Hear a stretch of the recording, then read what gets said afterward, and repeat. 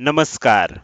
Share market Marathi या YouTube चॅनलवर आपल्या सर्वांचं हार्दिक स्वागत. आजच्या व्हिडिओमध्ये आपण गुरुवार दिनांक 25 एप्रिल 2024 साठीचं इंडेक्स व स्टॉकचं विश्लेषण बघणार आहोत.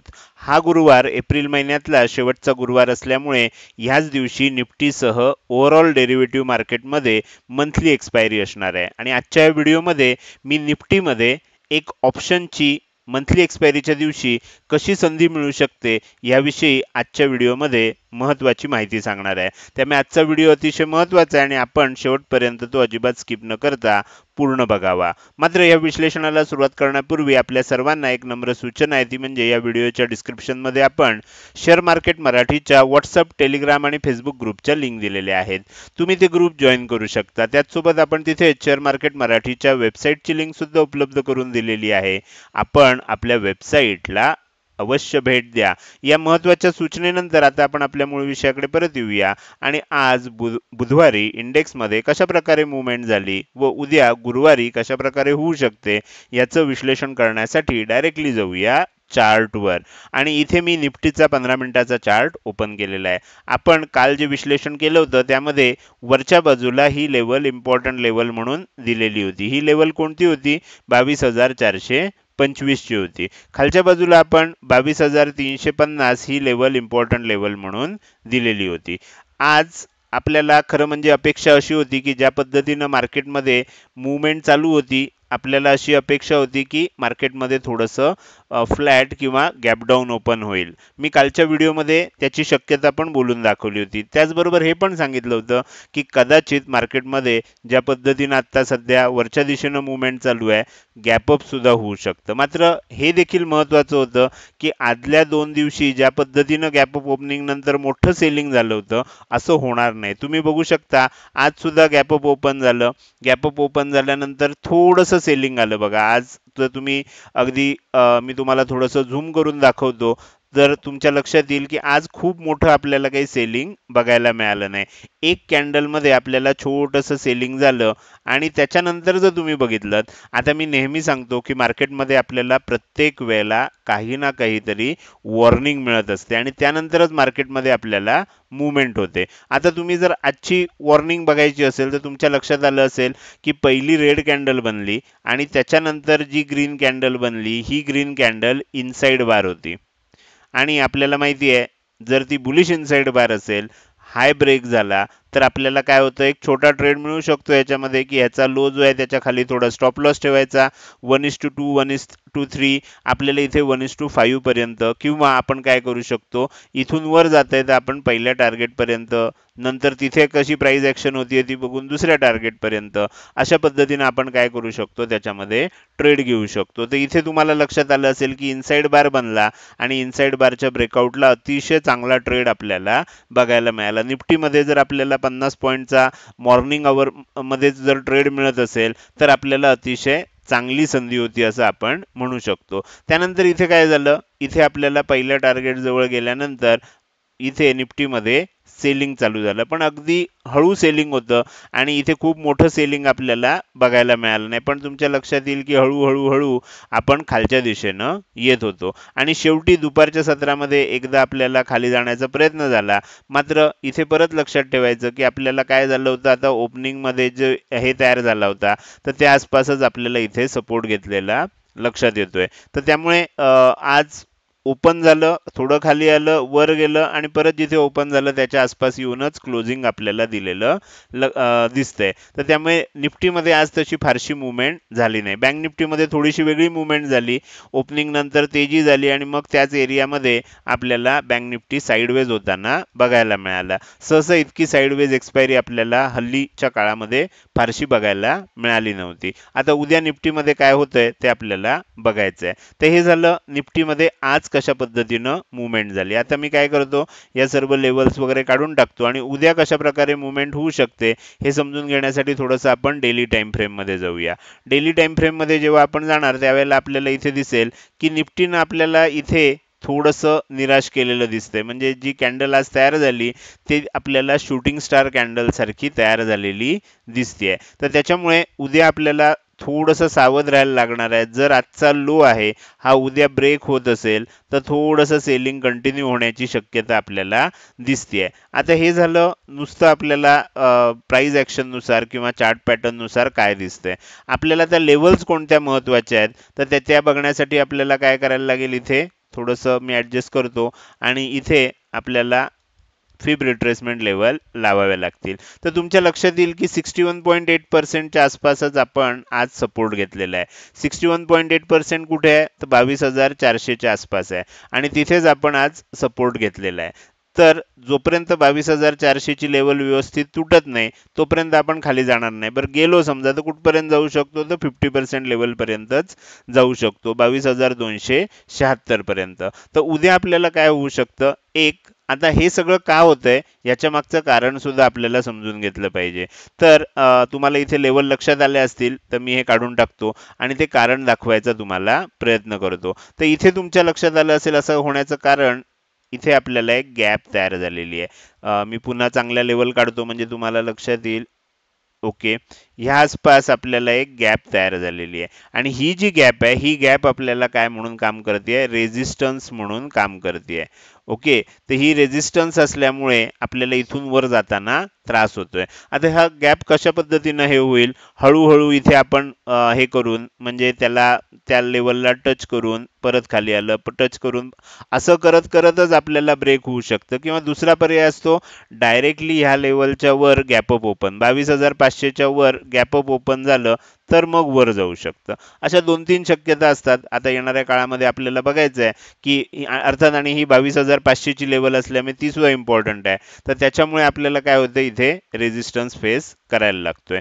तर हे झालं निफ्टीचं अनालिसिस. आता आपण उद्या काय होऊ शकतं हे समजून घेणार आहोत. तर त्याच्यासाठी मी काय करतो, निफ्टीचा जो चार्ट आहे ज्याच्यामध्ये मी उद्यासाठीचे इम्पॉर्टंट लेवल काढलेले आहेत तो चार्ट तुम्हाला आता दाखवायला सुरुवात करतोय. तर इथे जर बघितलं तर वरच्या बाजूला आपण काय केलंय, 22,475 ही जो आजचा हाय आहे ही आपण लेवल वरच्या बाजूची इम्पॉर्टंट लेवल म्हणून घेतली आहे आणि 22,375 जो आजचा लो आहे ही आपण खालच्या बाजूची इम्पॉर्टंट लेवल म्हणून घेतलेली आहे.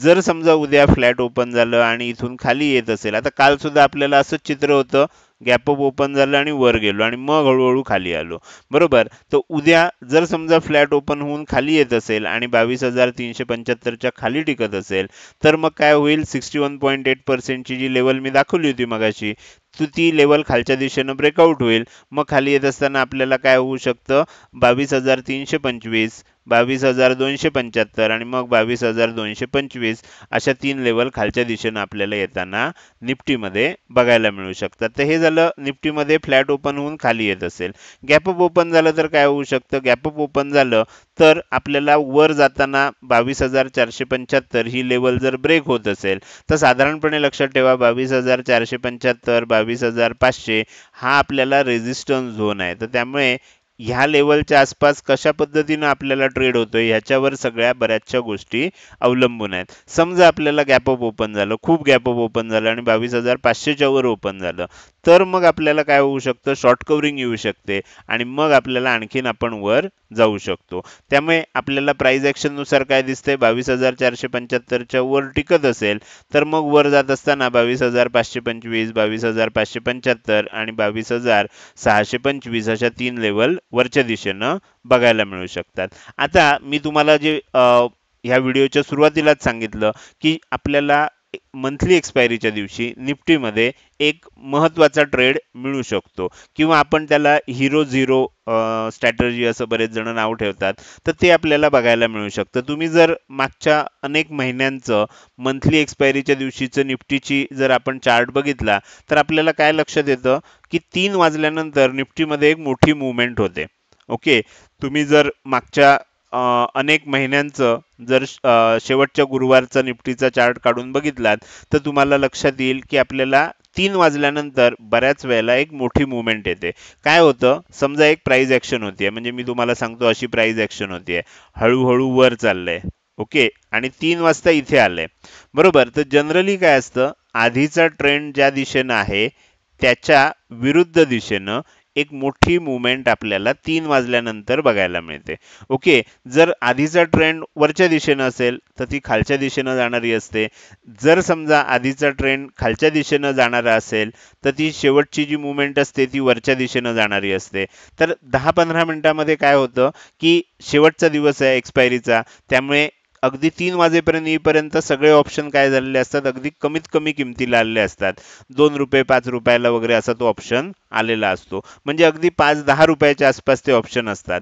अशा वेळेला समजा इथे आलोय आपण आणि इथे लेवल आहे 22,500च्या आसपास आपण आलोय, समजा असं उदाहरण धरूया.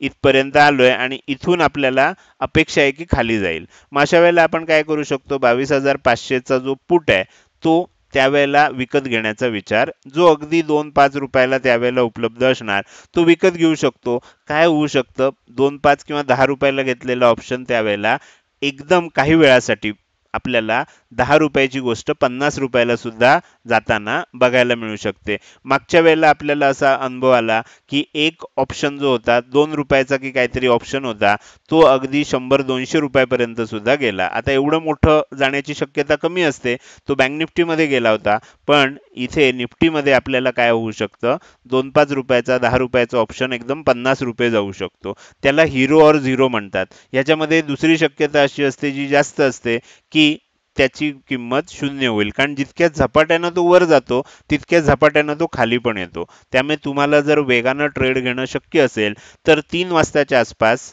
कॉन्ट्रा ट्रेड घेण्याचा प्रयत्न करायचा. ह्याच्यामध्ये लॉस होण्याची शक्यता 100% आहे असं लक्षात घेऊनच जर तुम्ही त्याच्यामध्ये करू शकत असाल आणि जेवढा लॉस सहन होऊ शकतो, खूप लॉट घ्यायचे नाहीत, 1 किंवा 2 लॉट एक्सपेरिमेंटल बेसिसवर आपण करून बघू शकतो. तर त्याच्यामध्ये कोणत्या तरी एका दिशेने येते, बऱ्याच वेळेला ती अपोजिट डायरेक्शनने येते. कधी कधी त्यानंतर सुद्धा वरच्या दिशेनं, म्हणजे आता समजा तेजी होतीये तर वरच्या दिशेनं सुद्धा येऊ शकते. मग त्यावेळेला तुम्हाला थोडंसं सावध होऊन कोणत्या दिशेनं जातंय ते बघून मग त्यानुसार ऍडजस्टमेंट करणं एवढं. तुम्हाला जर फास्ट गोष्टी करता येत असतील तर तुम्ही हा एक ट्रेड त्याच्यामध्ये ट्राय करू शकता. तर हे झालं निफ्टीचं अनालिसिस. आता आपण काय करणार आहे, पुढे जाणार आहे आणि निफ्टी नंतर मी तुम्हाला बँक निफ्टीचं अनालिसिस दाखवायला सुरुवात करतो. तर त्याच्यासाठी आपण काय करूया, सगळ्यात पहिल्यांदा बँक निफ्टीचा चार्ट ओपन करूया. बँक निफ्टीमध्ये आज आपल्याला जी एक्सपायरी झाली तुम्ही बघू शकता, अगदी फ्लॅट एक्सपायरी आपल्याला बघायला मिळालेली आहे. ओके, तर मी इथे थोडासा चार्ट स्क्रीनवर ॲडजस्ट करून घेतोय. तर इथे आता तुम्हाला चार्ट दिसतोय. तर आपल्याला उद्यासाठीचं इम्पॉर्टंट म्हणजे आज काय झालं बघा, थोडंसं खाली आलं, लगेच वर गेलं, ही चांगली मुवमेंट होती, 2 टार्गेट मिळाली आणि त्याच्यानंतर लिटरली साईडवेज आपल्याला मुवमेंट बघायला मिळाली. आता 3 वाजल्यानंतर इथे सुद्धा मुवमेंट झाली होती, पण ती दोन्ही दिशेनं झाली. तर अशा वेळेला आपल्याला लॉस होऊ शकतो, ही गोष्ट लक्षात ठेवा. ह्याच्यामध्ये आज बँक निफ्टीमध्ये झालं नाही म्हणजे उद्या निफ्टीमध्ये होण्याची शक्यता थोडीशी वाढते. पण ही गोष्ट लक्षात ठेवायची की त्याच्यामध्ये आपल्याला 100% लॉसच होणार आहे. असं समजून जेवढं आपल्याला शक्य असेल त्यानुसार आपण एक चांगली संधी घेऊ शकतो. तर उद्या आपल्याला बँक निफ्टीसाठी इथे दिसतंय 48,250 ही वरच्या बाजूची इम्पॉर्टंट लेवल आहे. आजच्या दिवसाचा हाय घेतलाय, आजच्या दिवसाचा लो घेतलाय आपण 48,000च्या आसपास असणारा. जर उद्या फ्लॅट ओपन झालं, वरच्या दिशेनं जात असेल, 48,250 ही लेवल ब्रेक झाली तर मग 48,350, 48,450 आणि 48,550 अशा 3 लेवल आपल्याला वरच्या दिशेनं बघायला मिळू शकतात. फ्लॅट ओपन झालं किंवा थोडंसं गॅप डाऊन ओपन झालं, खाली येत असेल, 48,000ची लेवल जोपर्यंत तोडत नाही तोपर्यंत आपल्याला थोडंसं सावध राहायचं आहे. 48,000ची लेवल तोडली असं कधी म्हणणार आपण, 47,900 ही लेवल ब्रेक झाली तर त्यामुळे हा जो एरिया आहे हा आपल्यासाठी सपोर्ट झोन असणार आहे. त्यामुळे जर वर ओपन होऊन खाली येत असेल तर इथे सपोर्ट घेतला जाणार. डायरेक्टली तोडलं जाण्याची शक्यता पहिल्याच अटेम्प्टमध्ये कमी असणार. एकदा खाली आलंच समजा तर एकदा तरी बाउन्स येणार, मग झालं तरी खाली जाऊ शकतं.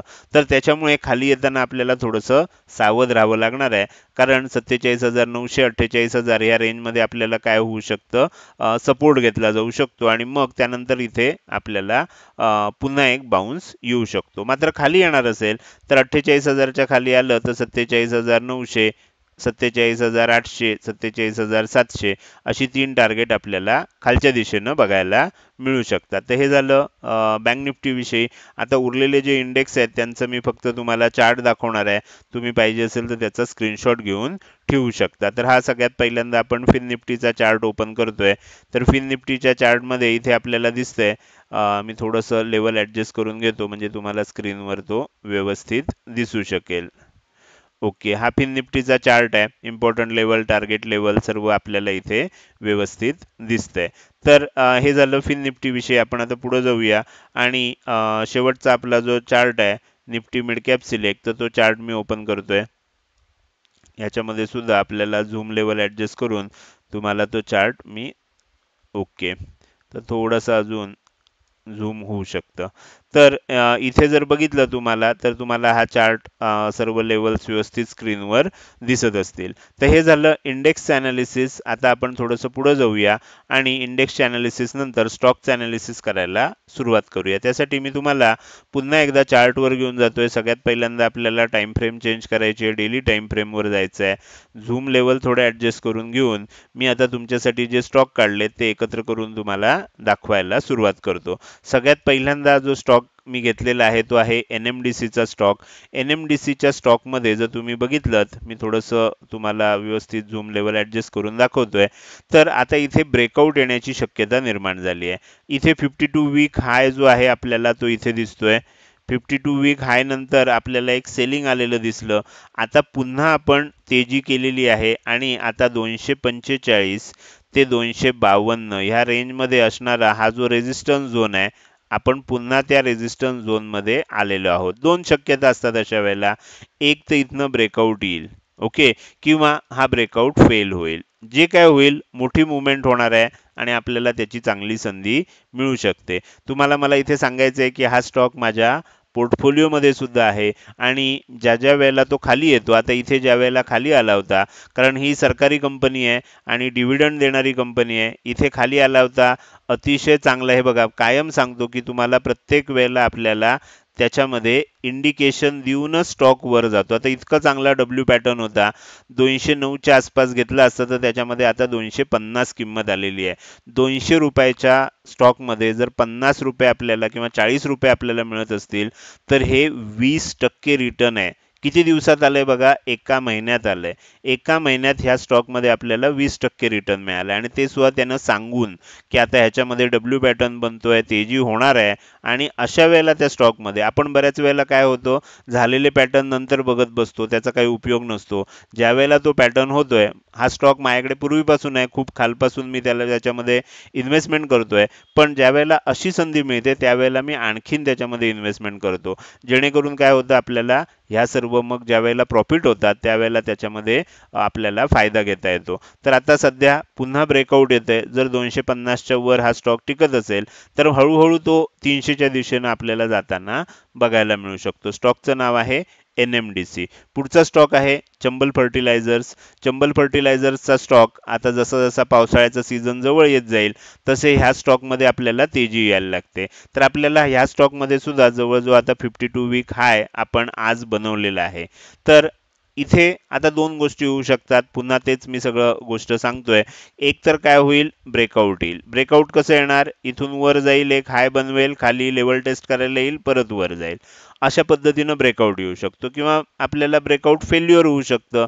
ब्रेकआउट फेल्युअरमध्ये पॅटर्न होत नाही, डायरेक्ट रेड कॅन्डल बनते आणि मग ते मोठं आपल्याला खाली, जसं इथे झालं बघा, दोन मोठ्या कॅन्डल बनल्या, खाली आलो आपण, बरोबर. अशा पद्धतीनं आपल्याला इथे सुद्धा एकतर ब्रेकआउट किंवा ब्रेकआउट फेल्युअर काहीतरी एक मोठी गोष्ट बघायला मिळू शकते. चंबल फर्टिलायझर्सचा स्टॉक जो आहे हा येणाऱ्या काही दिवसांसाठी मला असं वाटतंय की वरच्या दिशेनंच ब्रेकआउट देईल. अर्थात त्याच्यावर आपल्याला राहायचं नसतं, कारण पावसाळ्याचं सीझन आहे, त्यांची मागणी खतांची जशी जशी वाढत जाणार तसं तसं त्या स्टॉकमध्ये तेजी होणार. नंतर मग तो स्टॉक काय होतो आपल्याला लक्षात येईल की मग हळूहळू त्याच्यामध्ये प्रॉफिट बुकिंग येतं. तर त्यावेळेला आपल्याला संधी मिळते. त्यानंतर तिसरा स्टॉक आहे Max financial services. Max financial सर्व्हिसेसमध्ये आपण हा ब्रेकआउटसाठी देत होतो बघा, ब्रेकआउटसाठी स्टॉक देत होतो, पण आता ह्याच्यामध्ये ब्रेकआउट फेल्युअर झालंय. आता जे जे सदस्य नियमित व्हिडिओ बघतात त्यांनी मला सांगायचं आहे की ह्या स्टॉकमध्ये कोणता आपल्याला पॅटर्न दिसतोय. तुम्हाला हिंट देतो मी, याच्यामध्ये आपल्याला 3 कॅन्डलचा पॅटर्न आहे. पहिली कॅन्डल काय आहे, आपल्याला तेजी होती, तर पहिली कॅन्डल आपल्याला ग्रीन कॅन्डल आहे. दुसरी कॅन्डल गॅप अप ओपन होऊन आपल्याला रेड कॅन्डल आहे आणि तिसरी कॅन्डल आहे ती आपल्याला इथे पुन्हा जी पहिली कॅन्डल होती त्याच्याच आकाराची पण रेड कॅन्डल आहे. तर हा 3 कॅन्डलचा मिळून कुठला चार्ट पॅटर्न तयार होतो. आता जे पेड कोर्सचे सदस्य असतील, प्रीमियम ग्रुपचे सदस्य असतील आणि जे नियमित बघणारे आपल्या दैनंदिन विश्लेषण ग्रुपचे सदस्य असतील, त्या सगळ्यांना लक्षात येईल ह्या चार्ट पॅटर्नचं नाव काय आहे. कृपया काय करा, तुम्ही या व्हिडिओच्या कमेंट सेक्शनमध्ये त्याचं नाव टाईप करा. मला बघायचं आहे की तुमच्या लक्षात येतंय का. तर हा पॅटर्न आपल्याला MSFL मध्ये दिसतोय, मॅक्स फिनान्शियल सर्व्हिसेसमध्ये. जनरली या पॅटर्नमध्ये होतं असं की ही जी लो बनलेली लेवल आहे, ही लेवल जर खाली तोडली 1030च्या आसपासची आहे, तर आपल्याला 1000च्या आसपास, 1005च्या आसपास तो खाली येऊ शकतो. तिथनंही खाली जात असेल तर आपल्याला ह्या आसपास आपण लेवल चेक करू शकता, तिथपर्यंत सुद्धा तो खाली येऊ शकतो. तर हा बिअरिश पॅटर्न तयार झालेला आहे. पॅटर्नचं नाव काय आहे ते तुमच्या लक्षात आलं तर तुमच्या लक्षात येईल आणि मग तुम्ही पुढचे 1-2 दिवस याला फॉलो करू शकता. तर हा झाला मॅक्स फिनान्शियल सर्व्हिसेस विषय. आता पुढे जाऊया आपण आणि शेवटचा स्टॉक बघूया. या स्टॉकचं नाव आहे टाटा कन्झ्युमर्स प्रोडक्ट लिमिटेड. तर टाटा कन्झ्युमर प्रोडक्ट्स लिमिटेडमध्ये आपल्याला कालच हे बघायला मिळालं, तिमाही निकाल बघायला मिळाला आणि तिमाही निकाल जो होता तो अपेक्षेपेक्षा वाईट लागलाय. तर त्याच्यामुळे काय झालं, काल आपल्याला निकाल लागला नव्हता, तर म्हणजे कालच होता पण मार्केट अवर्समध्ये लागला नाही, त्यामुळे आपल्याला अशा प्रकारची एक डोजी कॅन्डल बनलेली दिसते आणि आज आपल्याला इथे शूटिंग स्टार कॅन्डल बनलेली दिसते. उद्या कदाचित काय होऊ शकेल, आज आपण सकाळी वर गेलो आणि मग खाली आलोय. जर हा लो ब्रेक झाला तर उद्या सेलिंग कंटिन्यू होताना आपल्याला बघायला मिळू शकतं. ह्या स्टॉकमध्ये 1110 रुपयाच्या आसपास तो आत्ता आहे. खाली जर यायला लागला तर 1080 रुपयापर्यंत आपल्याला खाली येताना सुद्धा हा स्टॉक बघायला मिळू शकतो. स्टॉकचं नाव आहे टाटा कन्झ्युमर्स प्रोडक्ट लिमिटेड. तर हे झालं आपल्याला इंडेक्स सोबतच स्टॉकचं अनालिसिस. हे अनालिसिस तुम्हाला कसं वाटलं? जर आवडलं असेल तर नक्कीच तुम्ही या व्हिडिओला एक लाईक करू शकता. कसं वाटलं हे कमेंट सेक्शनमध्ये अवश्य टाईप करून सांगा. लक्षात ठेवा, तुमची एक लाईक आणि एक चांगली कमेंट ही माझ्यासाठी प्रेरणा असते, ज्याच्या सहाय्यानं आपण रोजच्या रोज हे विश्लेषणाचे व्हिडिओ बनवत असतो. त्यामुळे व्हिडिओ आवडला असेल तर त्याच्यासाठी किमान थोडासा वेळ काढून एक चांगली कमेंट टाईप करायला अजिबात विसरू नका. त्याचसोबत हा व्हिडिओ तुम्ही अजूनपर्यंत बघताय आणि जर अजूनही तुम्ही शेअर मार्केट मराठी या यूट्यूब चॅनलला सबस्क्राईब केलं नसेल तर कृपया सबस्क्राईब करा आणि शेजारी असणाऱ्या बेल आयकॉनला क्लिक करून ऑल असं नोटिफिकेशन निवडा. म्हणजे इथून पुढे रोजच्या रोज येणारे हे विश्लेषणाचे व्हिडिओ मी अपलोड केल्या केल्या तुम्हाला विनाविलंब बघता येतील. आजच्या व्हिडिओमध्ये मी इथेच आपली रजा घेतोय. धन्यवाद.